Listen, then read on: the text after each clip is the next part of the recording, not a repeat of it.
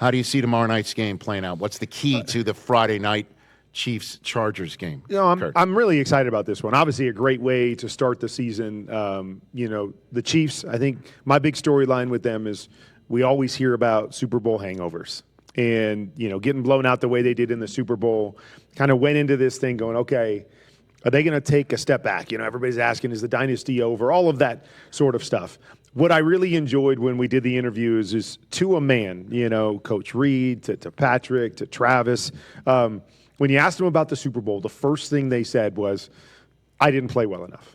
And they took responsibility and accountability for what they didn't do well enough. They didn't make excuses. They didn't point.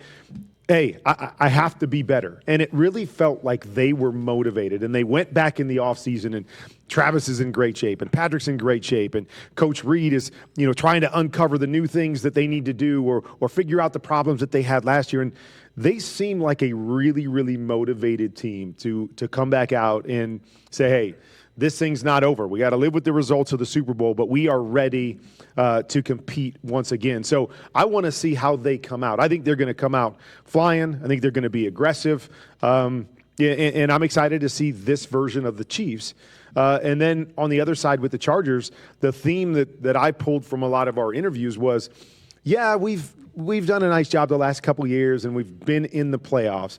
But what we haven't done is we beat the teams we're supposed to beat. We haven't beat teams like the Chiefs. We haven't beat the playoff teams consistently. And that's the next step for this football team, is beating those kinds of teams. And so here we are, perfect opportunity in Brazil, the whole world watching against, the best team that we've seen in the last decade. Here's your chance. Show us that you are ready to compete, not just in the division, but with all the teams in the AFC, and show us that you can win on the big stage. Let's take it one team at a time now, and following up with you, Kurt, because when you said that they all took responsibility for not winning that Super Bowl and getting blown out in that game, the one who got the most specific about a responsibility that they take on, I don't know if you caught this from Andy Reid, when he was talking about Xavier Worthy in year two.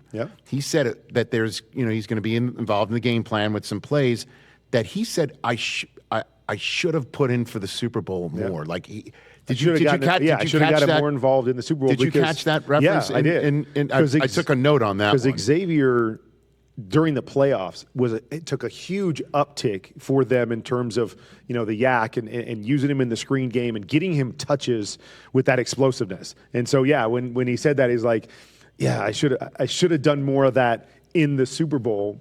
And then he came right back and said, but he's got a healthy dose of plays for this game. I just think they've got to find those explosive plays. That, to me, is the difference, is they are so good, and Patrick's so good at managing and getting first downs and the long drives. Nobody was better last year. Yeah, most 10-plus drive, 10-plus play drives in the league last year. So you do think they are going to, in the same way last year where they were locked in on matriculating, that the old school wasp cut the top of the defense off. Let's go vertical. Hollywood Brown is healthy. Xavier Worthy's speedy. That's coming back. That was the other theme that I heard, being aggressive.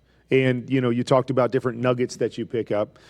Andy Reid even mentioned that. He said, I've got to call and design more of those plays, and we've got to make sure they're there. Patrick talked about, I got to throw more of those. And this year he's comfortable with those receivers, even if it's, Hollywood Brown and Tyquan Thornton, guys that didn't play a lot last year, but they've been in the building, and he talked about the trust that he has with those guys. And so he wants to go back and really stick to his progressions and give those guys opportunities to win down the field. So, yes, I believe if there was one theme from a scheme standpoint that came out in all my interviews, with the coaches and the players, it was that one, is that they're going to try to get more big plays and push the ball down the field more than they have the last couple years, because they understand how hard it is to win in this business, even with the best quarterback on the planet, when you have to make 10-play drives all the time to score points. You've got to be able to flip field position. You got to be able to win quickly. That's what they did when their offenses were the best.